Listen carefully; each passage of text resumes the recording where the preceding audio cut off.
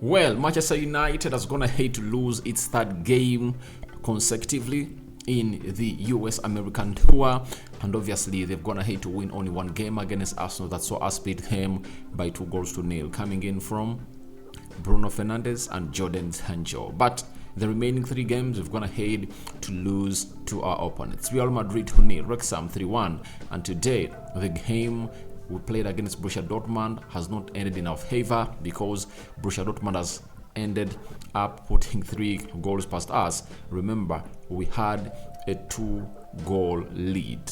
That is it. We had a 1-goal lead.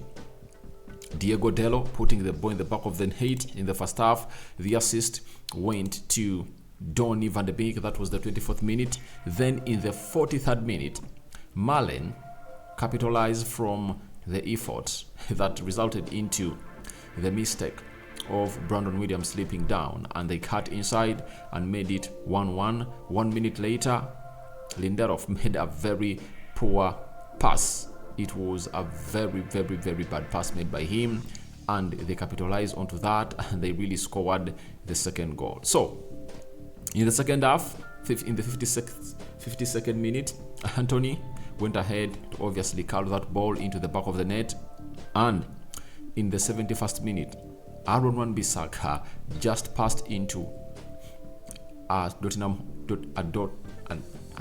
Dortmund player, and that Borussia Dortmund player just ready to find Marco Reus, and Marco Reus did the cutback that found Moukoko, and Moukoko put that ball into the back of the net. So that is the 90 minutes that Erik ten Hag really had to watch, and evidence as his side went ahead to give gifts to Borussia Dortmund. And you know, when you're playing a team like Borussia Dortmund, you don't give away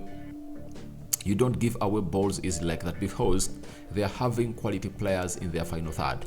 The quality in their final third is obviously elite, and they always go ahead and obviously punish you. And the way they transited every time we really threw that ball, it was really very good. But you also have to go ahead and obviously praise their pressing, especially into the final third of the pitch, because it resulted them into getting those 3 goals. Because if they never pressed us very well, we wouldn't have gone ahead to lose that ball for them to really gain possession and obviously bring us down. But Dalot had a very good goal, by the way, and he scored it from the outside the Tina's box area, and it was a Donny van de Beek assist. I think Donny van de Beek had to assist, but it looks like he's doing great, but not back to where we want him to be, because his energy is really looking limited.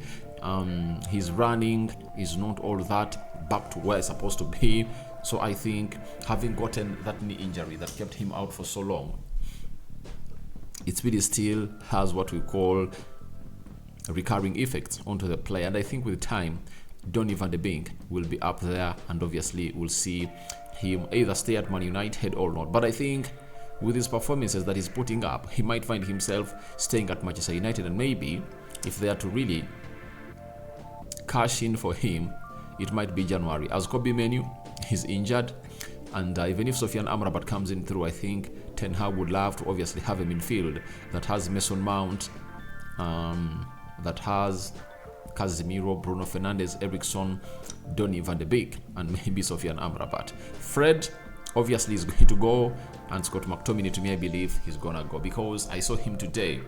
If he was really very present in his position, then even if Lindelof put in that hospital pass that obviously saw us concede the second goal in the 44th minute there, then Scott McTominay would have been in his position to stop all that. But where was he? So to me, I don't really see him as one of those CDMs that we should go out obviously and interest at Manchester United, because we are far much better than that. We need a better CDM that is going to come out and obviously push Casemiro to the next level. You know, I understand Casemiro is a very good player, one of the best CDMs in the world, but you can obviously get the best out of him for totally getting Sofiane Amrabat. And after getting Rasmus Højlund, you anticipate that it's going to be Sofiane Amrabat next, because we need another player in that central midfield. And Erik ten Hag knows it better that we need to get a player to do with that. But chances were created in the first half. Eriksson missed out on one. Omori Foson missed out on one. I think even Sancho had some bad delivery, some bad decision making by Omari, and we would have gone ahead to score some 2-3 goals in the first half, but we found ourselves in a situation of not really hitting off those chances. And maybe playing Sancho as a false number 9 is also affecting our creativity in the final third, because Sancho is always making runs and there is no one who is obviously leading the line, meaning that we are lacking numbers of those wide forwards to see that they obviously create those chances through the number 9. And this is where the Rasmus Højlund deal is beneficial, because you have Rasmus Højlund into the first half or second half with those chances being created. You anticipate that he can obviously get you 1 or 2 goals, because you'll be having presence of a player to play with his back to goal and obviously do the needful. And you just felt like we are just that striker away from really getting ourselves to the levels we deserve to be. But good goal from Dalot and good goal from Antony. But the first goal we concede, to me, I don't even feel like offended about it, because Brandon Williams is nowhere going to appear in this season as a left back for Man United. That is it. If it's a serious game, even if Luke Shaw is injured and Malacia is injured, the manager will obviously put Dalot to play as the left back for Manchester United.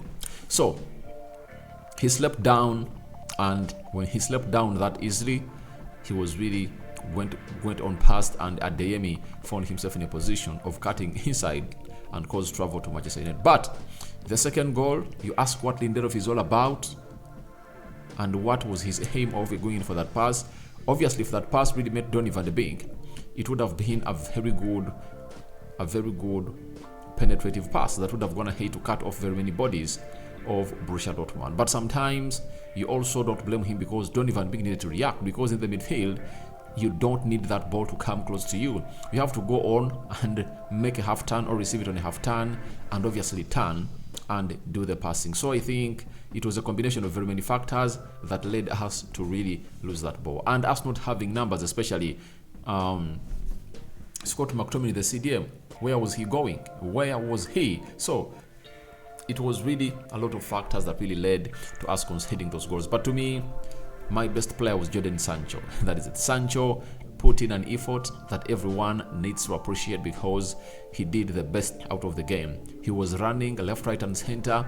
Even in the 60th minute, when Erik ten Hag took off players that started, Sancho was left on as a false number 9 until Hegel came in through, and Rashford was played as a left forward. And obviously, it shows you that Erik ten Hag is not interested anymore in playing Rashford as a centre forward, because he would have gone ahead to bring him on and let him play as a centre forward, and maybe Sancho drifts off to the left. But he told him, you're going to play as a left forward because Rasmus Højlund is already in. And after the coming on of Rasmus Højlund, that means Rashford is going to be a left-sided forward for Manchester United. But he really had very many chances. I believe that sometimes he really did lots of touches, you know. His end product of his game has been poor today. He even missed out onto a sitter on the back post, because Bruno just released him through a free kick at the back post, and Rashford couldn't obviously convert that into the back of the net. So I don't want to blame him a lot, because the sharpness is not yet back. He has just played, I think, 45 minutes against Arsenal. He got some 60 minutes against Real Madrid, that is Rashford, and today has played some 30 in. So let's wait and see as we play Bilbao or Rennes how many minutes he's going to be putting in the tank. But my worry is some players have not gone ahead to get into what we call full match fitness. Rashford, I look at Casemiro, he's really lacking. Luke Shaw not yet back to where he's supposed to be. Who else? I think Bruno, he's really kickstarted on very well and is doing some great work for the side of Manchester United, and is going ahead to do lots of wonders for the club. So we anticipate that lots of things are going to happen at Man United, and we really believe that these players really get in what we call the match fitness as soon as possible. Let's go to the stats of the game. That's how it went. 13 shots by Man United, 13 by Borussia Dortmund, 7 shots on target by Man United, 8 on target by Borussia Dortmund. Great. 7 out of 13. So 6 were off target, but you'll obviously understand that we are just lacking that pan who really is clinical to really finish those chances. And I believe Rasmus Højlund is coming in at the right moment to kill off these chances. Possession, 66% possession by Manchester United. Dortmund had 34%. Obviously, that's great for Manchester United because Dortmund is one of the high possessing sides because they have technically gifted players, but they found themselves in a situation of obviously doing the needful, and they had only 34%, and United outpassed them with different two teams. 562 passes completed by Manchester United. Borussia Dortmund, 308 passes completed. 89% passing accuracy by Manchester United, 80% passing accuracy by Borussia Dortmund. 8 fouls by Manchester United, 10 fouls by Borussia Dortmund. 1 yellow card to Manchester United, that is Omori Fason received it, and that resulted into Erik ten Hag taking him off the pitch in the 30th minute and brought on Antony. Then 2 yellow cards to Borussia Dortmund, 0 red cards to both sides, 4 offsides to Manchester United and 1 to Borussia Dortmund, 10 corners for Manchester United and 1 corner for Borussia Dortmund. So it shows you that we had this game in our control, but we lost it because of the mistakes that we went ahead to do as a team of Manchester United. But when you look at Mason Mount, Bruno Fernandes, Casemiro, I think like they're forming a very, very, very good trio that we might enjoy in the Premier League. And Erik ten Hag is building a new midfield that's going to see United obviously build onto that and start our season very well. Remember, we are starting it off with Wolverhampton Wanderers on Monday. That's the 12th of August, and it's just 12 days away from that game. So over the weekend, we are going to play some 2 games, and those are going to mark the end of the preseason. But today marked the last game of the preseason tour in America. Gone ahead to lose 3 games, but it's not something to worry about because we've seen teams like Liverpool go on and lose very many games in the preseason.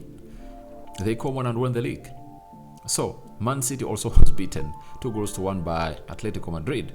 But the big concern is how Aaron Wan-Bissaka gave that ball out easily and Lindelof for the 3rd and 2nd goal, and how we reacted to those goals as far as conceding and scoring is concerned, because we had chances and we never created them. And I'm 100% sure Erik ten Hag's post-match press conference is going to be all about us having chances and not taking them. We need to make these chances count if at all we are to perform better than we did last season, because last season we scored goals and kept very many clean sheets, but those goals were not enough for us to really raise more points because we had the chances and we failed to kill them off. So we wait and see how we are going to obviously look when you're playing with Rasmus Højlund leading the line or Anthony Martial coming in through in the beginning of the season. So guys, your thoughts on Manchester United versus Borussia Dortmund, ending 2-3 in favor of Dortmund, are welcome in the comment section below. And remember, my prediction was a 4-2 in favor of United, because to me I saw it as a high scoring goal, as Borussia Dortmund do what we call proactive football. They don't park the bus. They'll obviously make it hard for you, especially in the middle of the park.